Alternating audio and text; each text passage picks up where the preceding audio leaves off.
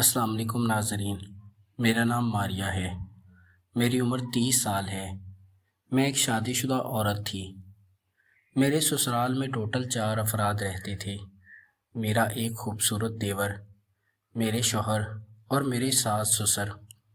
میرے ساس سسر نیچے والے پورشن میں رہتے تھے اور ہم اوپر والے پورشن میں ہوتے تھے۔ میرے شوہر کراچی میں جاب کرتے ہیں اور وہ 2-3 ماہ بعد ہی گھر چکر لگاتے ہیں۔ ہماری رہائش لاہور کی ہے اور لاہور سٹی میں ہی میرے دیور کی بھی شاپ تھی۔ میرے دیور ایک کریانہ شاپ چلاتے تھے۔ میرے شوہر اکرم 35 سال کے ہیں اور میرے دیور سلیم، ان کی عمر ابھی 20 سال ہے۔ میرا دیور سلیم دکھنے میں انتہا کا خوبصورت تھا۔ میں جب بیاہ کر اپنے سسرال آئی تھی تو دیکھتے ہی اپنے دیور پر دل ہار بیٹھی تھی اور دل سے یہ خواہش کرتی تھی کہ کاش میری شادی میرے دیور کے ساتھ ہو جاتی، چونکہ میرا دیور بہت ہی ہنس مکھ انسان تھا اور میرا بہت خیال رکھتا تھا۔ میرے شوہر کراچی میں کپڑے والی فیکٹری میں جاب کرتے تھے تو وہ 6 ماہ بعد ہی گھر چکر لگاتے تھے۔ میرے ساس سسر میرے سے کچھ اچھا رویہ نہیں رکھتے تھے کیونکہ میرے پاس اولاد نہیں تھی اور میری شادی کو 5 سال ہو گئے تھے، اس لیے مجھے اولاد کی کمی محسوس ہوتی تھی۔ میرے ساس سسر مجھے تانے دیتے تھے، لیکن میں کیا کر سکتی تھی؟ مجھے یہی شک تھا کہ میرے شوہر میں کوئی کمی ہے، اس لیے میرے پاس اولاد نہیں ہوتی تھی۔ میرے ساس سسر نے اب آخری حد کر دی تھی۔ انہوں نے میرے شوہر کو کہا تھا کہ تم ماریہ کو طلاق دے دو، ہم تمہاری دوسری شادی کر دیتے ہیں۔ لیکن میں نے اب ایک آئیڈیا سوچا تھا۔ میرا دل تھا کہ میں اپنے دیور سلیم کے ساتھ محبت کر کے اس سے ایک تجربہ کرتی ہوں، شاید میرے شوہر میں کوئی کمی ہو اور میرے پاس اولاد نہ ہوتی ہو۔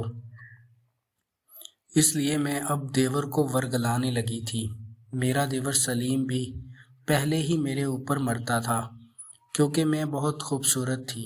میری خوبصورتی کے پورے محلے میں چرچے تھے۔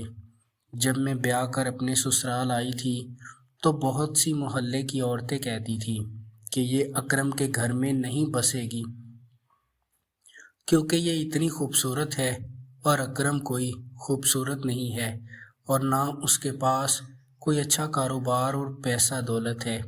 اس لیے بہت سی عورتوں نے مجھے باتیں کی تھی، لیکن میں نے اپنے شوہر کو نہیں چھوڑا تھا۔ مگر اب میرے ساس سسر نے حد کر دی تھی اور کہا تھا کہ اس میں بچہ پیدا نہیں ہوگا، اس لیے اس کو طلاق دے دو۔ میرے شوہر اکرم بھی کافی پریشان ہو گئے تھے اور مجھے چھوڑنے کی سوچنے لگے تھے، لیکن میرا جو تجربہ تھا میں وہ کرنا چاہتی تھی۔ میں اب اپنے دیور سلیم کے قریب ہی رہنے لگی تھی۔ ہم اوپر والے پورشن میں رہتے تھے اور میرا دیور بھی اوپر والے پورشن میں ہی رہتا تھا۔ میرے ساس سسر نیچے والے پورشن میں ہوتے تھے کیونکہ ان کو اوپر آنے میں تکلیف ہوتی تھی۔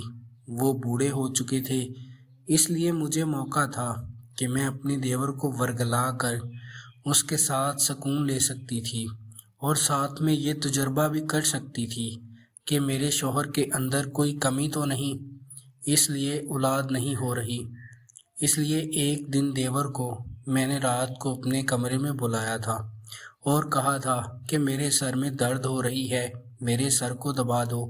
میرا دیور سلیم بھی میرے حکم کی ہر تکمیل بجا لاتا تھا اور میری بات مانتا تھا، اس لیے وہ جلدی ہی میرے کمرے میں آ گیا تھا اور میرا سر دبانے لگا تھا۔